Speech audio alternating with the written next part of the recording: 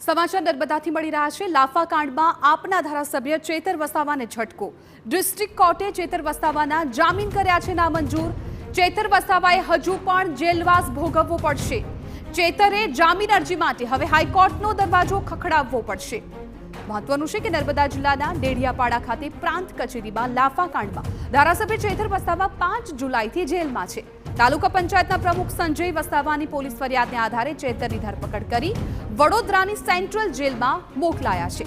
સરકારી પક્ષે ચેતરના જામીન નામંજૂર કરવા માટે અગાઉના કેસોની રજૂઆત કરી હતી। અગાઉના વર્ષ 2023 ફોરેસ્ટ વિભાગના કેસમાં ચેતરને શરતી જામીન મળ્યા છે અને હાલમાં આ કેસ એડિશનલ સેશન્સ કોર્ટમાં ચાલી રહ્યું છે। ત્યારે અમારા સંવાદદાતા વિશાલ પાઠક આ મામલે વધુ જાણકારી આપી રહ્યા છે।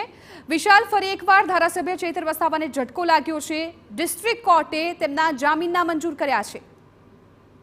જી, ડિસ્ટ્રિક્ટ કોર્ટે અત્યારે ચેતર વસાવાના જામીન નામંજૂર કર્યા છે અને સરકારી વકીલની જે દલીલો હતી, ખાસ જે દલીલો એ પ્રકારની હતી કે અગાઉના જે કેસો છે 2020 અને 2023માં એમના ઉપર જે કેસ થયા હતા તેનો જે ચુકાદો આવ્યો હતો તેની શરતો હતી તે શરતો ભંગ કરવામાં આવી હતી, જેને કારણે સરકારી વકીલે પણ દલીલ કરી હતી કે આમને જામીન ના મળવા જોઈએ ને એ જ પ્રકારે અત્યારે આજે કોર્ટમાં ડિસ્ટ્રિક્ટ કોર્ટ છે તેમાં આજે ચુકાદો આવ્યો છે અને એમના જામીન રદ કરવામાં આવ્યા છે। હવે ચેતર વસાવાને જામીન માટે હાઈકોર્ટમાં અરજી કરવી પડશે।